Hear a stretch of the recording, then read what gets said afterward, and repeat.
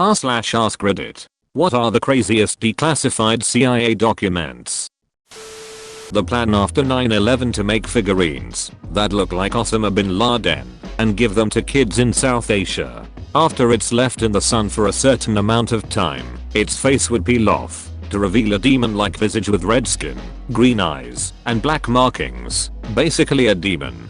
The objective was to scare kids and their parents, so bin Laden and Al-Qaeda would lose support. The Pentagon Papers, which were leaked, not outright declassified, and the resultant Church Committee report. These are what made public the CIA's actions in overthrowing governments and instigating/assisting coups all over the world for decades leading up to the 70s. Pretty much every negative stereotype of the CIA we have today was created or informed by the Pentagon Papers and Church Committee report.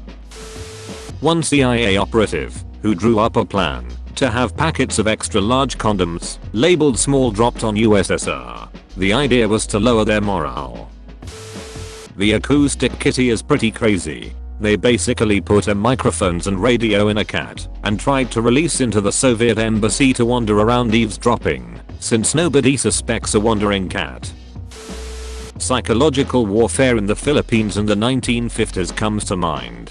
The CIA conducted research to figure out which sort of myths and superstitions the Philippine people had. They discovered that they were afraid of vampires. At one point they disrupted a group by snatching a local man, murdering him, and putting teeth marks on his neck. They then hung him upside down for his friends to find which terrified the village. This was all part of an effort to elect Ramon Magsaysay as president, who basically acted as a puppet for the US. The CIA wrote his speeches and directed his policy. All the failed assassination attempts against Fidel Castro. According to Fabian Escalante, who worked for the Cuban counterintelligence, there were 638 of them. Here are some highlights. In 1960 they tried to poison his cigars. They asked the Chicago mob for help, and they said poison pills are the best. The mobsters hired a local assassin, who gave them to a ice cream/milkshake parlor employee who was supposed to slip them into Castro's ice cream. When he tried to get the poison pills from the freezer, they were frozen solid on the coils of the freezer.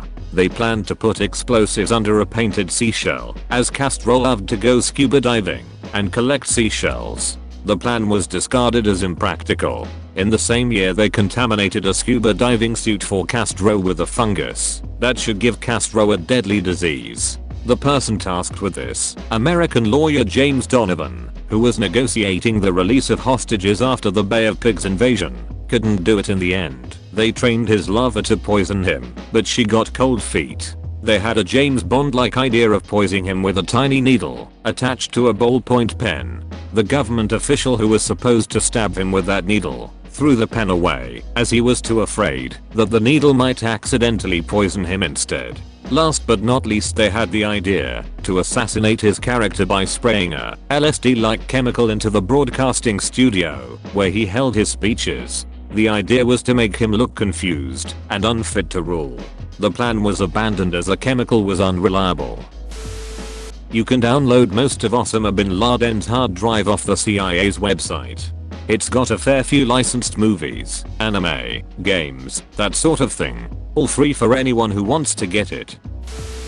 Operation Sea Spray, a 1950 US Navy secret biological warfare experiment in which Serratia marcescens and Bacillus globigii bacteria were sprayed over the San Francisco Bay Area in California, in order to determine how vulnerable a city like San Francisco may be to a bioweapon attack. Between 1949 and 1969, open-air tests of biological agents were conducted 239 times. In 80 of those experiments, the army said it used live bacteria that its researchers at the time thought were harmless.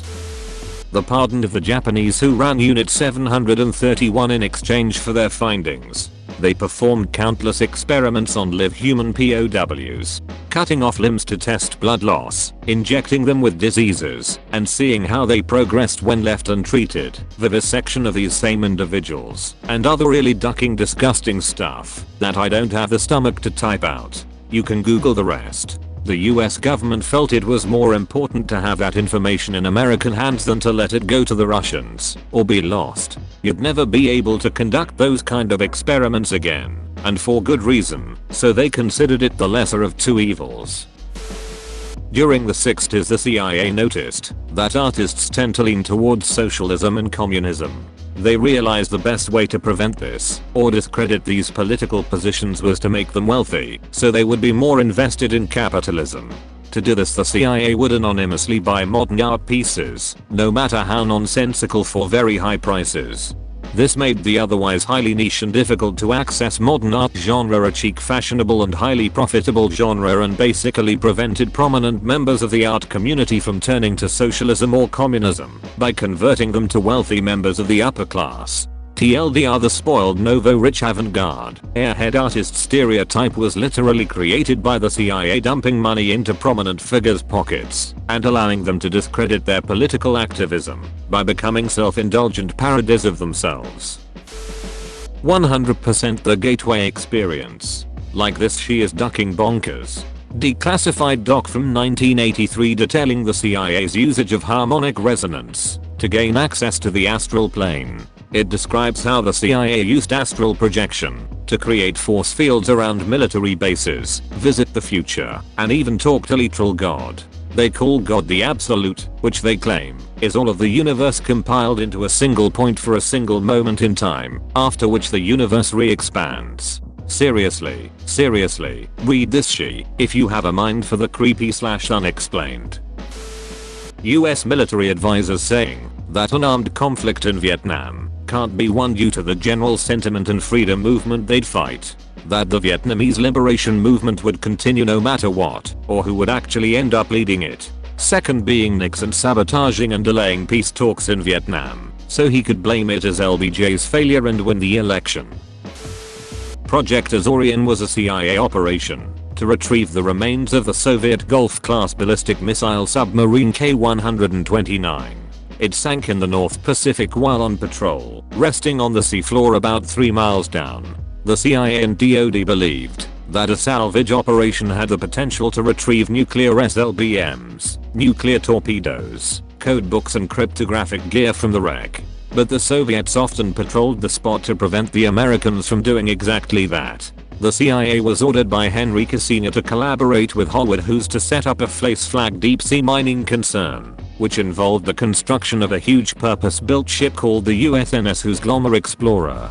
It had the outward appearance of a deep sea mining vessel, but concealed inside was an enormous moon pool with a giant claw that would be lowered down to grab the wreck and pull it up to the surface. Allegedly, they did snag the wreck, but the claw suffered a malfunction halfway up, causing a portion of the hull to fall back down to the seafloor. The details of the portion of the hull that was actually recovered and what exactly was found have never been officially disclosed. Kissinger authorized a second attempt, but before that could be effected, the LA Times broke a story about the operation, allegedly sourced from a memo that was part of a cache of documents that was stolen from a Hughes office some months prior. The operation now being fully blown, the Soviet Navy stationed destroyers at the spot to prevent the Americans from trying again, and Kissinger finally nixed any plans for further attempts. The Wikipedia article on this operation hints that allegedly the front part of the hull was recovered, including 2 intact nuclear torpedoes and the sonar dome,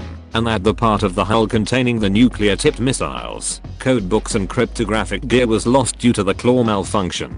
It also hints that the claw malfunction story may have been a fabrication, and that all of the sought-after sensitive material had been recovered and covered up, presumably to preserve their advantage thus gained from its study. The remains of 6 Soviet submariners were also recovered and given a burial at sea in accordance with military convention.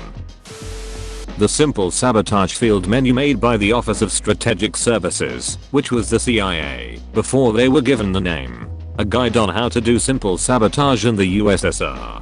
Funny enough, their guide on how managers can sabotage work sounds a lot like how much companies work today. 1. Demand written orders. 2. Misunderstand orders. Ask endless questions, or engage in long correspondence about such orders. Quibble over them when you can. 3. Do everything possible to delay the delivery of orders, even though parts of an order may be ready beforehand. Don't deliver it until it is completely ready. 4. Don't order new working materials until your current stocks have been virtually exhausted, so that the slightest delay in filling your order will mean a shutdown. 5. Order high quality materials which are hard to get. If you don't get them, argue about it. Warn that inferior materials will mean inferior work. 6. In making work assignments, always sign out the unimportant jobs first. See that the important jobs are assigned to inefficient workers of poor machines.